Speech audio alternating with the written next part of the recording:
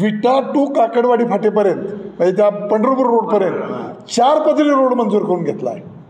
Bypass आम्ही 3-4 bypass बघितले होते त्यांनी सर्वे करताना. त्यातल्या त्यात कमी कुठल्या ह्याच्यातनं जातं, नुकसान तर होतंच, काही गरज थोडी येतात, कुठलं हे बघितलं. तिथं त्यांनी परवा आंदोलन केलं, मी बदल करून आणतो म्हणले, काहीही बदल नाही. ते मिनिटसुद्धा माझ्याकडे आहेत आणि कागदावरचा रस्ता तिकडनं नगरपासून काम होत आलं आहे, मनमाडपासून. आमचा उद्देश हा आहे की इकडे करण्यापाठी मग बेंगलोर मुंबई कॉरिडॉरची सरकारची घोषणा आहे, ती हायवेला तिकडं महाग जमीन आहे, इथं व्हावं म्हणजे या परिसरात चांगलं नंदन होईल, इंडस्ट्री येतील, बेरोजगारांच्या हाताला काम लागेल. अवकाळी पाऊस, अतिवृष्टी यामुळं खूप मोठं राज्यामध्ये नुकसान झालेलं आहे. त्यातल्या त्यात सांगली जिल्ह्यामध्ये द्राक्ष बागेंचं सुद्धा मोठ्या प्रमाणामध्ये नुकसान झालं आहे, ऊस पिकांचं मोठ्या प्रमाणामध्ये नुकसान झालं आहे. आणि अशा वेळेला शासनाची मदत ही 2 तालुक्यात मिळून साधारण 60-61 कोटी रुपयापर्यंत आलेली आहे. त्याचा पाठपुरावा करून त्या दृष्टिकोनातून लवकरात लवकर शेतकऱ्यांना मिळावे यासाठी काही आम्ही प्रश्न हाती घेऊन आंदोलनही उभा राहिली. पण आज शेतकऱ्यांच्या पुढचं मोठं संकट आहे की द्राक्ष बागायतदार आणि डाळिंब बागायतदार हा मोठ्या अडचणीत सापडला आहे.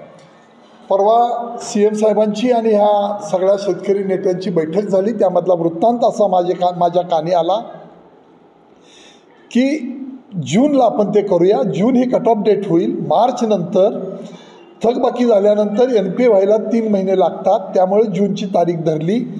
पण आमची ही मागणी आहे की सरसकट कर्जमाफी व्हावी की जे त्यांनी आश्वासन दिलेलं आहे. आणि या संबंधामध्ये द्राक्षाच्या संबंधामध्ये डाळिंबाच्या संबंधामध्ये काही चळवळीत काम करणारे नेते आणि काही त्यावर अभ्यास करणारे हुशार माणसं, अभ्यास करणारे शास्त्रज्ञ म्हणू आपण, ती माणसं बोलवून एक चर्चासत्र घेतो आहे.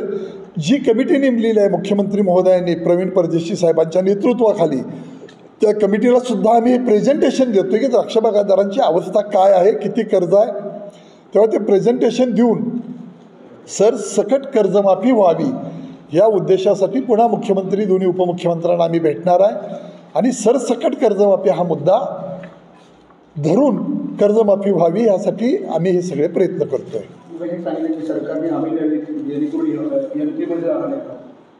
जर जूनला लोकांनी मार्चला पैसे नाहीत भरणार नाहीत, पैसे नाहीत म्हणून भरणार नाहीत, पण ते खाती सगळी खाती ती NPA जातील आणि पुन्हा त्या शेतकऱ्यांना दुसऱ्या बँकेकडून किंवा कोणाकडून कर्ज घ्यायचं झालं तर मिळणार नाही, कारण सिबिल खराब झालं तर 2 वर्ष त्याला बँका देत नाहीत कर्ज.